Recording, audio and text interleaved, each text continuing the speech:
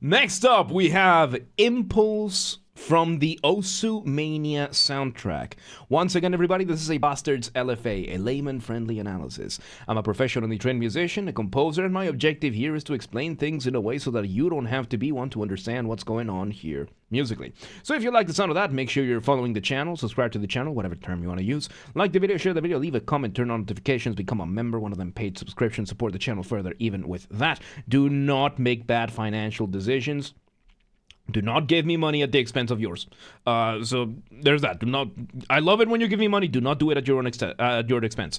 Of course, 2 disclaimers. Number 1, this is my first time hearing this track ever, so I will be pausing a lot as I will be explaining things as I hear them. I will be pointing them out as I hear them. And number two,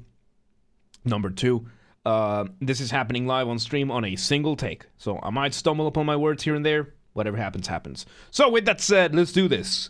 Impulse. Let's go.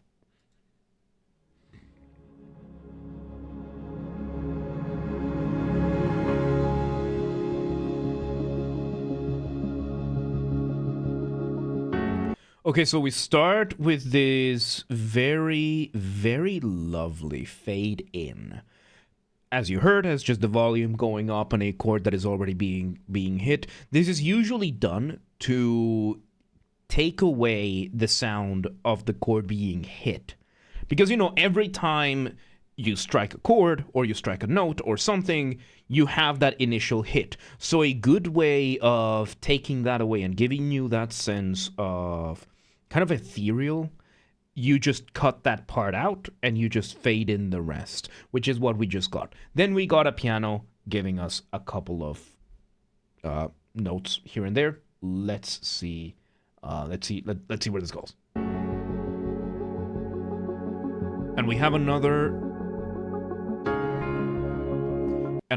synth in the back, very, very faint, very subtle, giving us a little bit of beat and doing arpeggios. Arpeggios are when you play a chord one note at a time.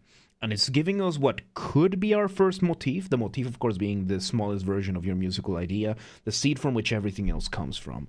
So we're getting all of these things. This is surprisingly a lot going on for just 3 layers of music, because we have the initial synth, the ambience synth, whatever you want to call it. Then we have the piano, and then we have this other one that is a little bit more percussive than the other ones, but it's a bit very, very far behind, very, very far in the back. It's a very, very, very lovely start. Let's see where this goes.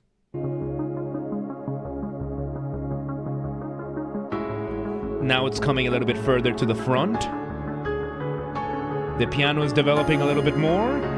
A triangle! Look at that.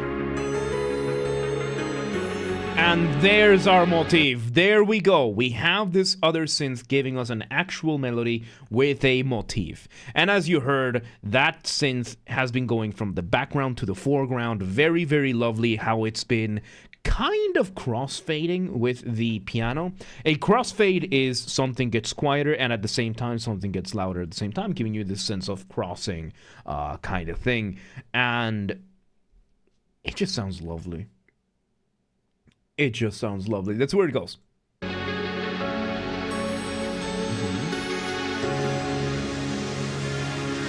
Yep, giving us those chimes.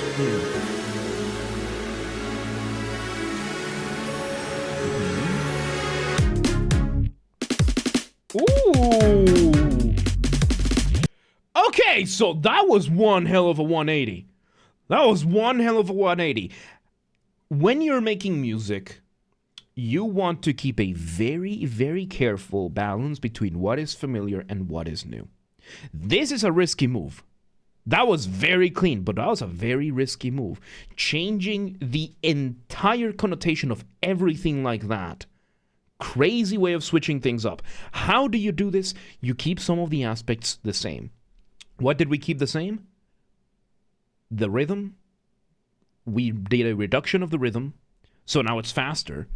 But it's the same thing. It's the same chords, and it's some of the same melodies that we were hearing repeated over and over, but this time it's sharper, it's shorter.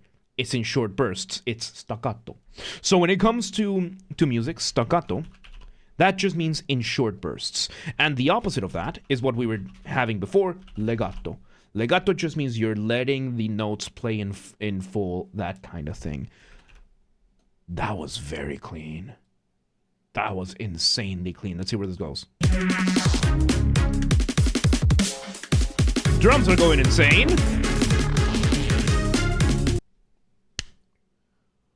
That was awesome. That was a polyrhythm. So a polyrhythm is when you have more than one rhythm playing at the same time. So you heard how the drums there were kind of not matching the synth in that thing. That is what is called a polyrhythm. When you have more than one rhythm going at the same time, when they would otherwise not work. So the most famous type of polyrhythm that we have is a 3 versus 2. And right now, this could be a way more complicated round. It sounded like maybe like a 5 versus 4 kind of thing. I'm not entirely sure. But it was 2 parallel rhythms that should be unrelated to one another, somehow working together when you overlap them, giving you this really cool sense of back and forth, of pace and motion. Again, for sake of explaining, the polyrhythm, the most famous one, is 3 versus 2. So in one hand, I'm going to be playing 2 notes. 1, 2, 1, 2. And on that same time, on the other hand, I'm going to be doing 3 notes. 1, 2, 3. 1, 2, 3. So when we have those 2 together playing at the same time, at the same proportions that they had to each other, it sounds like this. Giving you this sense of syncopation, which is, going against the beat, and motion, and it gives you this almost erratic sense of progression. That is a polyrhythm. And that it was very, very fast. You could have missed it if you blinked, kind of thing. Let's see where it goes.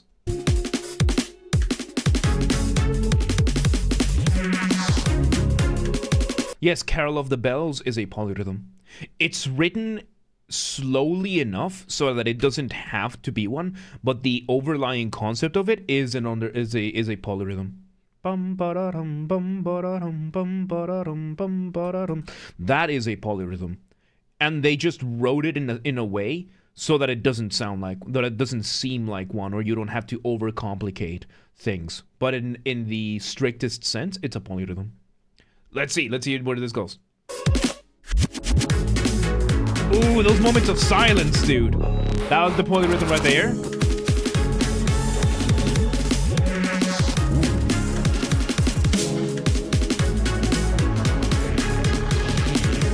I love it. So the polyrhythm is done in a very traditional way for the drums, because when it comes to drums, you have, of course, all the limbs that you can have. You can usually have the kick drum, which is the bass drum, which is going to usually follow the rest of the rhythm section, and then you have the hi-hat, the snare, the other toms, usually done to keep up with the rest of the beat. And what we're doing right now is the polyrhythm is being followed with the kick. So the kick is doing the polyrhythm while keeping that drum beat that we're using. And another one of the tools that that is being used right now that is insanely good is silence.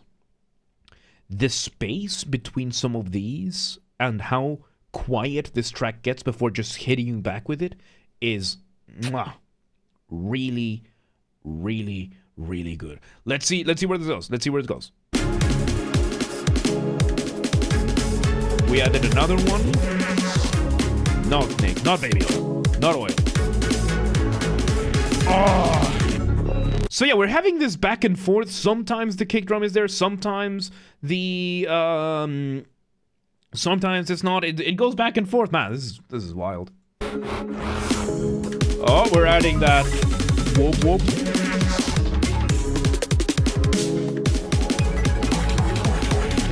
And we bring back another of those synths that kind of sounds like it's trickling down, but is doing arpeggios, giving you that sense of it gives you that sense like crystallized trickling. I don't know how to describe it.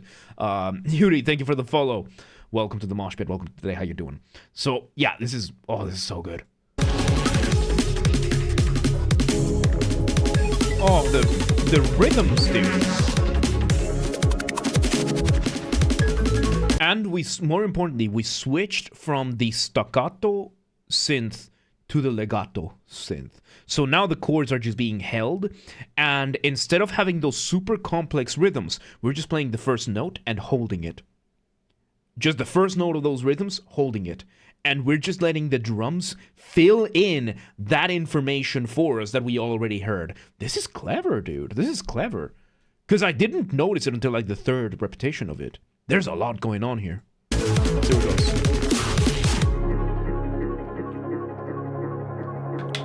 And we have a moment of going off the ramp. So this is insane. Yeah, this is really, really good. So going off the ramp is a colloquial term that I use. Colloquial just means there's no academic term for it, or at least I'm not using one. And it's just for the purpose of having it be a more casual term, easier to understand, more easily used. And what I mean by going off the ramp is you want the listener to feel suspended in the air in between sections as a transition kind of thing, kind of like going off a ramp, being at the mercy of inertia, waiting to see where you're gonna land. How do you do this? You remove the drums. Maybe the bass as well, in this case, just the drums. And we are keeping everything else kind of the same, but the absence of the drums is giving us this sense of suspense. Let's see where it goes. Save your points, Lunar. That's what I would advise, yes. Yep, so we're having that, and we have this other synth giving us ambience again, kind of recapitulating what we've seen before. Very lovely. Again, with this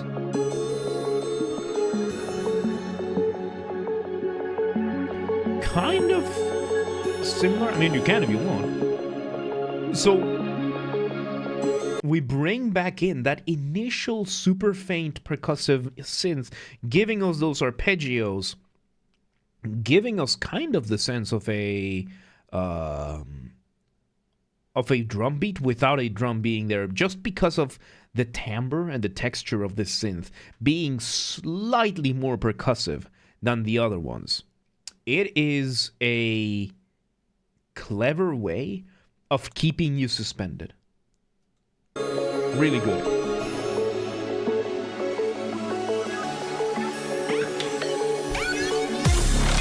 Oh!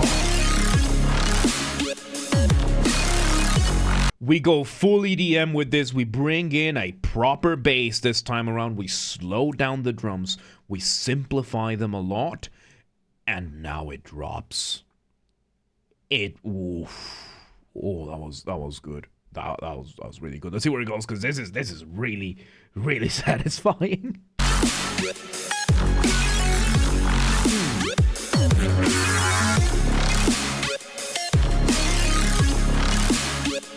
And the melody here is doing a lot of syncopation.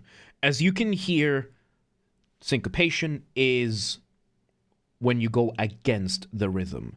Whenever the kick or the bass drum or the snare hits is not when this melody is hitting. So you're hearing that synth kind of like off the beat. That is syncopation. And oh my god, this is such a simple thing. And it is a variation of the motif. This is an elongated version of the motif, by the way. Elongation and reduction, by the way, being the opposite thing. Elongation is when you take a musical idea and you stretch it proportionately to last longer. So a melody that lasted 1 second can last now 2, 3, 4, 5, proportionately. So it's the same notes being played for the same duration, relatively speaking. It's just taking longer for them to play. And reduction is the opposite, which is you take a musical idea and you compress it so that it takes less time, it's faster. So I just wanted to get that said. Let's see where this goes, because this is really good.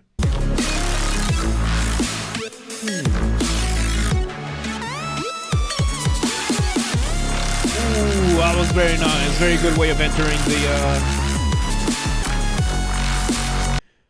And we bring a flying melody. Dude, this is beautiful. So, a flying melody, that's another colloquial term that I use. It's one of the more beautiful types of melodies that I consider exist, which is you have a busy bass line, drum line, you have like whatever accompaniment is happening, and higher up than everything else, you have a melody that is slower than everything else, simpler than everything else, giving you this sense of just flying above everything else, soaring throughout the landscape that you're in. It's such a beautiful, beautiful thing, and I love how it can just work across so many genres. It's just, it feels like a universal rule, a universal concept that you can have. And Dodge the Animator, thank you for the follow. Welcome to the Mosh Pit. Welcome to the day. How you doing? Let's see where this goes.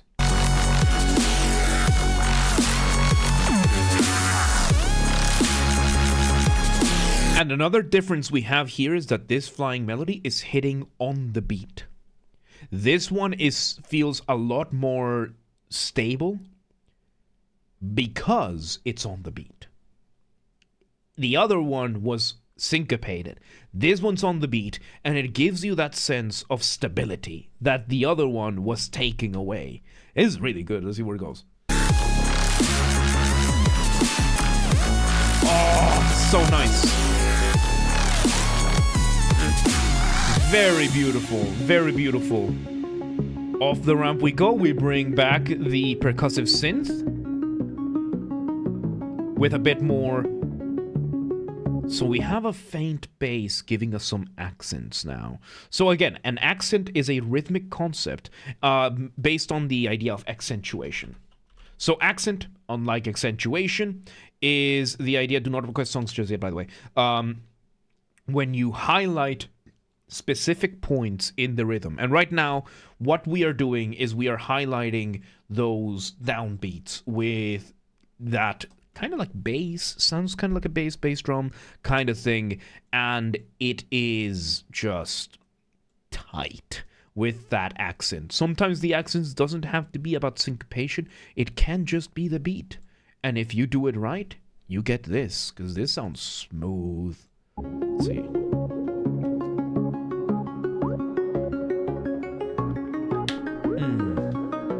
And we're just arpeggiating the chords here. It's so simple. We bring back that other chiming. We bring back the melody. It's not oil. It's not oil. And it's amazing how much of a difference the drums make. Again, I will say this over and over again. The drums, the lack of drums, the difference in drums gives us so much... no, thank you, Dodge. Nobody click on those links, please. It's such a great concept. And once again, if you want to hear how much drums rhythmic displacement can do, listen to the intro of The Mirror by Dream Theater. The guitar does the exact same thing over and over and over again, and the rest of this, everybody else just changes what happens, and it's just such a change in vibe, and that's what we're getting here. And just the fact that we don't have the drums giving us that same beat has such a massive difference. Let's just see where it goes. So we got about 2 minutes left in this track. Let's see. We're bringing this back.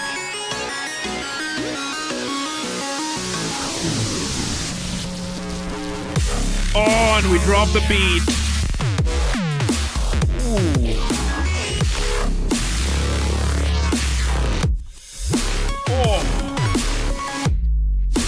Oh, okay, so now we come in a very, very good climax, because now we're in the final minute, roughly, of the track, and usually this is where you want to bring the climax, and right now, what we are doing is we are bringing a bunch of things that we used before, but we've also gone full dubstep on this, meaning we are doing a very tricky combination over here. How do you keep things with that dubstep that we haven't had much of before, while also revisiting material? Because for a climax, for a good climax, you want to bring back as many elements that you've already used and just kind of give you the grandiose grand finale kind of thing. And how do you do that when a lot of this is silence? Well, you put it in between. And oh my god, it's working. It's working. Let's see where it goes.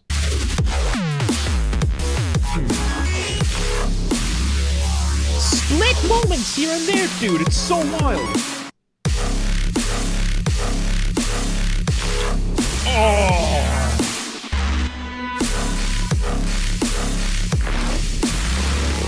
And now we go for like as straightforward a rhythm as we can have. This is entirely dubstep land, and it's working really well. Holy shit, let's see where it goes.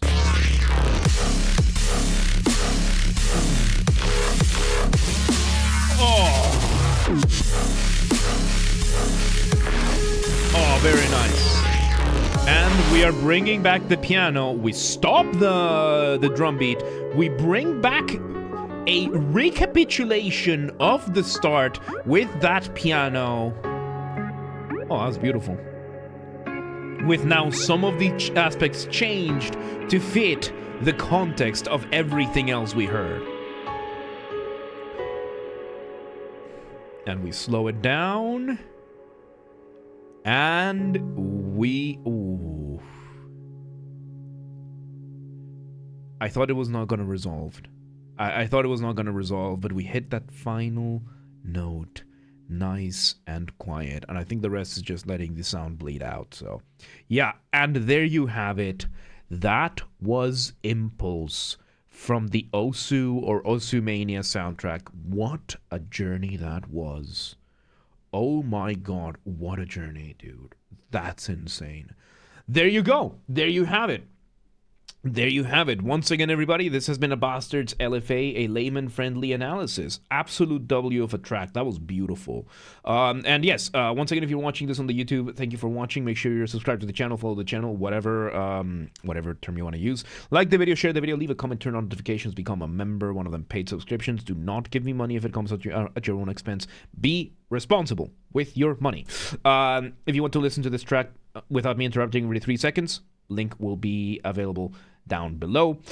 This was requested with the bribe list. Yeah, you can bribe me into having your tracks have more priority. A donation of $5 equivalent or more gets you in. It's pay to win though, so there are people with higher bids by now. So yes, if you want to request a song and you're not on the live stream, if you're on the live stream, do not request. No, if you're on the live stream, you can request now. You can request. Go ahead and request. If you're not on the live stream, you need to go to the Discord, link down below. Go to the LFA requests channel and follow the instructions on the pinned messages. If you want to catch the streams when they happen, links available down below for the Discord and the Twitch. They have the stream schedule. We aim for Monday through Friday, 6 p.m. Central European time. If you want to know what time that is for you, then check the Discord, check the Twitch. They both have the schedules showing in your local time zone. And follow the gaming channel. We have a gaming channel, Games Are Bastard, link down below. Same username, just swap the J for a G. It's where I put the VODs of the after shows that we do. And yeah, there you go. That was Impulse from Osumania. That was a trip. But yeah, let's move on.